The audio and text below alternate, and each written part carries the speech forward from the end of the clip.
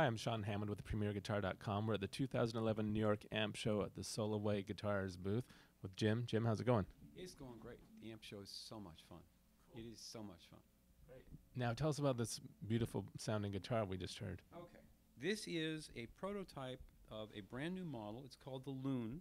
So what we've done is we've basically divided the lineup into three models that designate the scale length. So the Swan is the 27 that we started with. The Gosling is the 25.5 that you guys had in the magazine a while ago. The Loon is by definition 24 3/4. So this is our first Gibson scale length guitar. It is a hollow body with a small wood block underneath the bridge. It is a set neck, our first set neck guitar with a heelless neck joint. This back plate will be gone in the production version. We just had to make sure we had some access to try, but the finished version will have no back plate, so we'll be fishing electronics through here. New sound hole, an extra sound hole, which we didn't have before. We've gone from a maple neck to a mahogany neck on this one, and from a vintage one-way truss rod, this one has a two-way truss rod to give it a little extra stability. It is really light. I mean, it's 6 pounds 2 ounces, so this is not meant to be something that is going to pull your shoulder off. It's meant to be a real comfortable guitar, and I'm playing jazz on it, but it is really much more versatile than that. It's almost feedback proof. You know, my whole concept has been I spent many years playing archtop guitars, and I hated them. I hated the feedback, I hated the size, I hated how fragile they were. So I wanted a guitar that would do all of those things tonally, but do it in a much more stable, much more ergonomic, much more feedback-proof platform. So that's what this guitar is. Cool. Now, you mentioned that the neck is mahogany. What's the backwood? Is that alder? The backwood is swamp ash, and we also work with alder, but the nice thing about swamp ash is you get a little bit of extra sparkle in the high end. You get these very low, a very low tight end, almost like a Telecaster in that respect, but it also imparts a lot of acoustic presence. So that's why when you were asking me before we started taping, are there piezos in it? It just has a lot of acoustic presence, and particularly coupled with this top, it's a Lutz spruce top, so it's basically the top off of a high-end acoustic guitar, although a little thicker. So both the top and the back have a lot of acoustic sparkle. And tell us a little bit about the bridge and the pickups. Okay, the pickups, made by my pal Steve Blucher over at DiMarzio. These are 36th anniversary PAFs. We're using a few other pickups as well, but this is the stock pickup that we use for almost any two-pickup humbucker guitar. It is, unlike a lot of PAFs, again, has more sparkle, more high-end definition. A lot of people have talked about them as being almost like a single-coil version of a PAF, even though they are humbucking. The bridge is something of our own design. That's actually African blackwood, and it gives, again, a little bit more of an acoustic presence than a metal bridge. We also use a metal bridge as an alternative, but this particular one we have milled for us by a bass maker friend in Portland, David King, who does just beautiful work with this stuff. And African blackwood is magic wood. It's just known as magic wood among guitar builders. Now, when you say it gives it a little bit more of an acoustic presence, what do you mean? It softens the tone a little bit? Or? Yeah, it rounds out the high end very slightly. It doesn't have that metallic edge that a metal bridge has. So you allow more of a natural presence from the string. You're not imparting that sort of metal thud that a metal bridge does impart. And because the guitar has so much sustain to begin with, we're not losing any of the sustain that you would normally associate with that kind of mechanical bridge. Great. Now could we hear a few different pickup combinations? Sure. So here's the neck pickup, which is where I live 99.9% of the time as a player.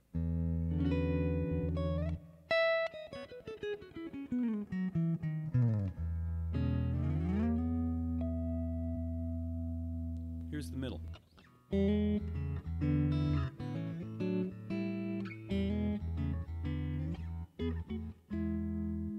here's the bridge.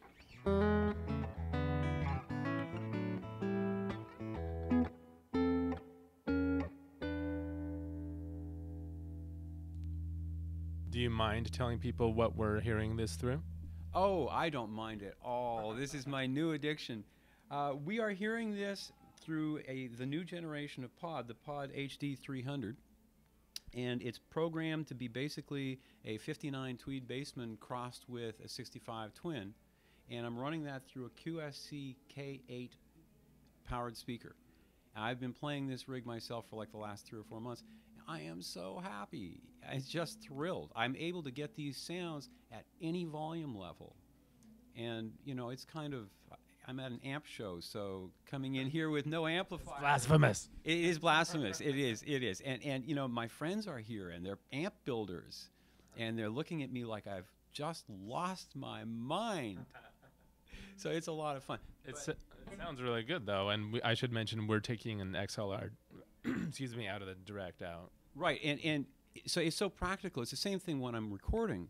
That's exactly what I do. When I'm recording at home, I've got a line running to the QSC for the sound in the room, and then I have an XLR running to my my preamp that goes straight into my Mac for recording.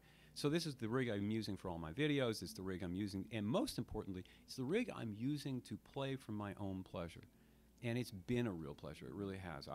I've been shedding like crazy the last few months, and partly because, you know, when sound is really wonderful, it's inspirational, and that's the whole idea. It inspires you to play. It inspires me to play.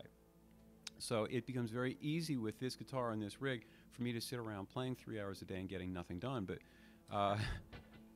but it is. I'm glad you asked that, because it is. They've been really wonderful to me too. So it's just totally changed. You know, after 45 years of chasing amplifiers, 50 years of chasing amplifiers, I finally feel like my chase is over. Cool. Are there any other presets you want to let us hear the guitar through? I have one. I have one. You know, it's so funny. People, you know, everybody thinks that with modeling you have to have all these different presets. This has 128 presets, and I have them all programmed exactly the same. Just in case you hit the button during a gig. You know that people here at the show are going to be hitting buttons like crazy, so I can always get back to it.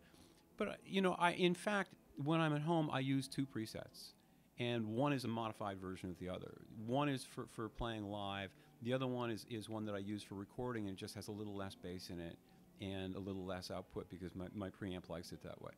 But basically, I'm using this as a one-tone system because I'm basically a one-tone player. You know, people have described my playing basically I'm a one-trick pony, but it's a pretty decent trick. So, Jim, what sort of fretboard is on this? There is 2 issues with the fretboard. The fretboard on this is Macassar ebony, but in addition to that, the fretboard on all of our guitars is somewhat unique. It's very flat. It's a 16-inch radius with enormous frets, with 6,100 frets, and no rolled edges. So the whole idea is it's almost a classical feel, and it comes back to my whole philosophy of what guitars are meant to do. The reason we build guitars like this is to try and push people's technique further and further forward. And that's very much part of the design of this fingerboard and this neck. Thanks, Jim, for showing us the new Loon model. Where can people go to find out more about it online? They can go to www.solowayguitars.com. Awesome. Thanks again. I'm Sean Hammond. Thanks for watching PremierGuitar.com.